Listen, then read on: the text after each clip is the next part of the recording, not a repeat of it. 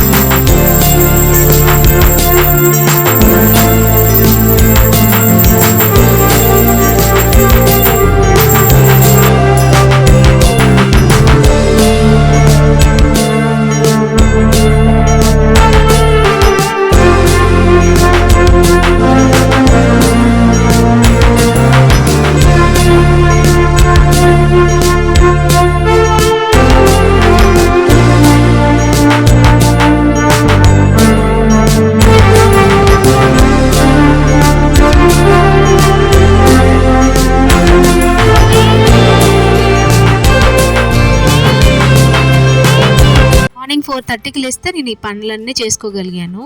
అట్లా ఛాలెంజింగ్‌గా తీసుకొని ఏదైనా పనులు చేస్తే భలే హ్యాపీగా అనిపిస్తది కదా! నేను నా చిన్నప్పుడు ఇలానే చేసేదాన్ని. మధ్యాహ్నం లంచ్‌కొస్తాం కదా! ఆ లంచ్ టైంలో నేనైతే నా పనులన్నీ పూర్తి చేసుకునేదాన్ని. గిన్నెలు తోమడం కానీ, ఇల్లు ఊడవడం కానీ, ఇలా చేసుకొని మళ్ళీ వెళ్ళిపోయేదాన్ని స్కూల్‌కి. అలా చిన్న చిన్న పనులని నేను ఛాలెంజింగ్‌గా తీసుకున్నాను కానీ, ఆఫ్టర్ మ్యారేజ్ అన్నీ నేనైతే మర్చిపోయాను. అసలు పనులే చేయట్లేదు. బద్ధకంగా తయారైపోయా. నాకు మళ్ళీ ఆ ఓల్డ్ డేస్, గోల్డెన్ డేస్ అంటారు కదా! అలా చేయాలని ఉంది పనైతే. మస్తు నీట్‌గా చేసేదాన్ని. మా హస్బెండే షాక్ అయ్యేవాడు. "మీరేంటి ఇంత నీట్‌గా ఉంటారు" అనేసి. కాకపోతే మళ్ళీ ఆ డేస్ ఎప్పుడొస్తాయా అని వెయిటింగు. కానీ చేస్తాను. అసలు బద్ధకంగా ఉండకపోయేదాన్ని. నేనంత బద్ధకంగా ఉన్నా కూడా మా మమ్మీ గాని, మా డ్యాడీ గాని బాగా తిట్టేవాళ్ళు. వాళ్ళు తిట్టడం వల్లే నేను చేసేదాన్ని. మా హస్బెండ్ ఇప్పటికి అంటా ఉంటాడు, "నిన్ను తిట్టేవాళ్ళు ఎవరు లేక నువ్వు ఇట్లా తయారైతున్నావు" అనేసి. మనం చిన్నగా ఉన్నప్పుడు మన అమ్మ కానీ మన డాడీ కానీ టీవీ ఆన్ చేసి దేవుడి సాంగ్స్ పెట్టేవాళ్ళు. ఆ దేవుడి సాంగ్స్ వినుకుంటూ లేచేవాళ్ళం. మీలో ఎంతమందికి గుర్తుంది ఇది అనేది చెప్పండి. మేమైతే అలానే లేస్తుండే. 5కి స్టార్ట్ చేసేవాళ్ళు. ఇంకా వాళ్ళు చూసేదే 7 వరకు చూసి వెళ్ళిపోతారు కదా. అప్పటి వరకు కూడా దేవుని సాంగ్సే వచ్చేవి కదా. ఇంక ఈరోజు నేను కూడా టీవీ పెడదాము, దేవుడి సాంగ్స్ ఇద్దామని పెడితే అప్పటికి 8:30 అవుతుంది కదా. ఒక్క దేవుడి సాంగ్ కూడా రావట్లేదు. అప్పుడెప్పుడో వాళ్ళేమో 5కి పెట్టేవాళ్ళు టీవీ. ఇప్పుడు మనమేమో 8 గంటలకు ఆన్ చేస్తున్నాము. అది కూడా నాకు ఈరోజు తొందరగా పని అయిపోయిందని. లేదంటే మేము డైలీ ఈవినింగ్ తప్ప ఇంకెప్పుడూ ఆన్ చేయము. ఇంకా వాళ్ళు ఎవరు లేవకముందే ఇలా టీ పెట్టుకొని తాగితే భలే హ్యాపీగా అనిపించింది. అబ్బా ఈరోజు సాటిస్ఫాక్షన్ భలే ఉంది.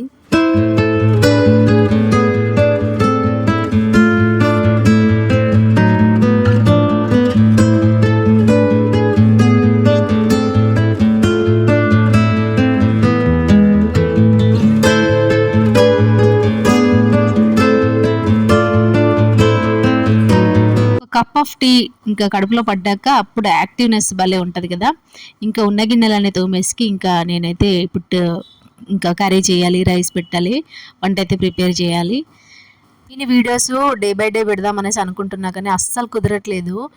నేను ఎంత అనుకుంటున్నానో అంత డిలే అవుతుంది. ఈరోజు కూడా పెట్టాలి అనేసి అనుకున్నాను కానీ ఈరోజు కూడా చాలా పనులు పడ్డాయి. ఎవరో ఒకరు కాల్ చేయడం, అలా మాట్లాడుకుంటూ ఉండిపోవడం ఇదే సరిపోతూ ఉంది.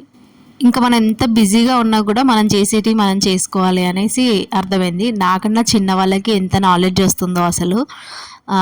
ఇప్పుడు కష్టపడితేనే కదా మనం కూడా ఫ్యూచర్లో మన పిల్లలు పెద్దయ్యే వరకు ఇంట్లో కూర్చొని తిన్నా కూడా పర్లేదు అన్నంతగా మాట్లాడుతున్నారు. ఎవ్వరు ఎవరికైనా కూడా ఒక చిన్నపాటి ఎక్స్పీరియన్స్ ఉంటుంది లైఫ్లో. కానీ అందరూ అన్నీ వినరు.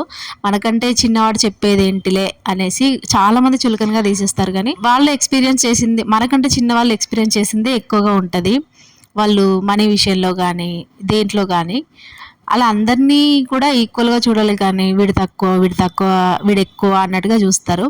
అంటే కొందరు ఉంటారు మనీ కనబడగానే ఫేస్ చేంజ్ చేసే టైప్స్, కానీ అందరూ అట్లానే ఉంటారు అని అనుకోవద్దు కదా. కింది నుండి వాళ్ళ కాళ్ళ మీద వాళ్ళకు వచ్చిన వాళ్ళు అస్సలు అలా ఉండరు. నేను కొందరు అబ్జర్వ్ చేశాను. ఎవరైనా మంచి పొజిషన్లో ఉండారు అని అంటే వాళ్ళు చిన్నవాళ్ళు కానీ పెద్దవాళ్ళు కానీ నేనైతే ఓకే నేను తీసుకుంటాను. వాళ్ళు ఏం చెప్పినా వీడు చెప్తున్నాడు వినాలి అనేసి అనుకుంటాను. కానీ కొందరు ఉంటారు మనకంటే చిన్నవాళ్ళు కొద్దిగా ఎదిగినట్టు అనిపించింది అనుకోండి, ఇంకా వాళ్ళని వాడేంది చెప్పేది, వాడు చిన్న పిల్లవచ్చాగాడు అన్నట్టుగా వాళ్ళతో డేసే మాట్లాడకుండా ఉంటారు. వాళ్ళు చెప్తే మేము వినేది ఏంటి అన్నట్టుగా. అంటే వాళ్ళు ఎప్పుడు లోనే ఉండాలా, ఇంకా హైకి రాకూడదా అని వాళ్ళ ఉద్దేశమా అనిపిస్తూ ఉంటుంది. నేను తీసుకున్న వాళ్ళనే చాలామందిని చూశాను. ఇంకా తీసుకున్న వాళ్ళని నేను చాలా తక్కువ మెంబర్స్ని చూశాను. కానీ అలా నువ్వేంది నాకు చెప్పేది అని అన్న వాళ్ళని చాలామందిని చూశాను. ఎవరైనా లో నుంచి హైకి వచ్చిన వాళ్ళే. మళ్ళీ మనకంటే హై వాళ్ళు కూడా ఉంటారు. అంటే వాళ్ళకే రెస్పెక్ట్ ఇవ్వాలా. మనం ఎలా ఉంటామో అలా ఉంటే చాలు. ఇంక ఇక్కడ నేను మా హస్బెండ్ అయితే సాంగ్స్ పాడుకుంటా ఉన్నాము. లైఫ్ ఈజ్ బ్యూటిఫుల్ మూవీనో ఏదో వస్తుంది. మాకు ఆ మూవీ అంటే ఎంత ఇష్టం అని అంటే అది ఎన్నిసార్లు రాని డైలీ వచ్చినా కూడా చూస్తాము. అంత ఇష్టం మా ఇద్దరికి.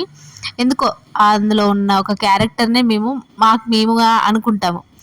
మా హస్బెండ్ నేను ఇద్దరం ఊహించుకొని ఉంటామన్నట్టు. ఇంకా ఆ రోజు మేమిద్దరం ఏదో వనభోజనాలకు కూర్చున్నట్టుగా తింటున్నాము అనేసి చిన్నగా నవ్వుతున్నాను. అబ్బా కెమెరా తీసేయబ్బా, నాకు తినడానికి కూడా బాగా అనిపించట్లేదు అంటే ఇంకా కెమెరా అయితే తీసేసాను. పాయసం చేసేస్తా. పెట్టిన రోజు హెయిర్లో కొంబు అయితే పెట్టను. అది ఒక టీచర్ చెప్పింది, మా కొలీగ్, అప్పటి నుంచి పెట్టను. ఇంకా ఇంట్లోనే ఉంటున్నాను కదా పొద్దున్న నుంచి. ఈవినింగ్ అయిందంటే చాలు ఏదో ఒకటి తినాలి అనిపిస్తూ ఉంది. ఇంకా సేమియా ఉంది, పాలున్నాయి, ఇంకా చేసేస్తే పోలా అనేసి ఇంకా చేస్తున్నాను. ఇంట్లో ఉండడమేమో కానీ మళ్ళీ లావ్ అవుతున్నాను నేను. లావ్ అవ్వడమేమో కానీ పొట్టు ఎక్కువ వస్తుంది. పొట్టు వచ్చినా కూడా నేను అనుకుంటే మాత్రం తగ్గిస్తాను. ఇంకా తగ్గినప్పుడు తగ్గుతుందిలే అనేసి ఊరుకొని ఇప్పుడైతే గట్టిగా తింటున్నాను. అబ్బా నేనైతే ఇంకా లైఫ్ ఎటు వెళ్తుందో నాకైతే ఏం అర్థం కావట్లేదు. నేను అనుకున్న ఏమి జరగట్లేదు ఇప్పటివరకు కూడా. నేను అనుకుంటానో అన్నీ ఏమి జరగట్లేదు. ఇది ఇప్పటి నుంచి కాదు 3 years నుంచి అవుతుంది. ఒకసారి జాబ్ చేయాలనిపిస్తుంది, ఒకసారి వద్దు అనిపిస్తుంది, యూట్యూబ్ కంటిన్యూ చేద్దాం అనిపిస్తుంది, యూట్యూబ్ కంటిన్యూ చేసుకుంటూ జాబ్ చేయాలనిపిస్తుంది. ఇవన్నీ మైండ్లో రన్ అవుతూ ఉంటాయి డైలీ కూడా. నేను ఎంత సైకోదాన్ని అని అంటే ఎవరైనా నాకు టీచర్స్ కాల్ చేస్తారనేసి వాళ్ళ నెంబర్స్ అన్నీ బ్లాక్ లిస్ట్లో కూడా పెట్టేశాను. ఎందుకనంటే వాళ్ళు కాల్ చేసి నేను ఏ టీచింగ్కి వెళ్తున్నాను, నేను ఆ స్కూల్కి వెళ్తున్నాను, నాకు ఇంత శాలరీ అని చెప్తా ఉంటారు కదా. వీళ్ళందరూ నేను మాటలు నేను పట్టించుకొని నా మైండ్ ఖరాబ్ కాకూడదు అనేసి అందరినీ వాట్సాప్లో కానీ నా కాంటాక్ట్ లిస్ట్లో కానీ బ్లాక్లో పెట్టాను. మళ్ళీ తర్వాత 2 డేస్కి బాధ అనిపించింది. ఎందుకులే, నేను నా మనసు నేను గట్టిగా ఉంచుకోలే కానీ వాళ్ళని బ్లాక్లో పెట్టి వాళ్ళు ఏదో హ్యాపీగా ఫోన్ చేసినప్పుడు మాట్లాడుకుంటే ఎట్లా అనేసి మళ్ళీ అన్బ్లాక్ చేశాను. నిజంగా కూడా నేను చిన్నప్పుడు ఎంత పిచ్చిగా చేసేదంటే, నాకు ఏడుపు రాకుండా గిల్లుకొని మరీ ఏడ్చేదాన్ని. నెత్తిపైన గిల్లుకొని ఏడ్చేదాన్ని. నాలాంటి వాళ్ళు ఎవరైనా ఉంటే కామెంట్ చేయండి. ఇప్పుడు తలుచుకుంటే మాత్రం భలే నవ్వొస్తది. బట్ అప్పుడు మాత్రం నాకే ఉన్నాయి బాధలన్నీ. మా మమ్మీ వాళ్ళు నన్నే తిడతారు. నేను పడ్డన్ని బాధలు ఎవరు పడలేదు అన్నట్టుగా బిహేవ్ చేసి ఓతిగా గిచ్చుకొని ఏడ్చేదాన్ని. మీట్లో ఎవరైనా ఉంటే మాత్రం ఖచ్చితంగా కామెంట్ చేయండి. చిన్నప్పుడు మనం బాగానే ఏతులు చేసేవాళ్ళము.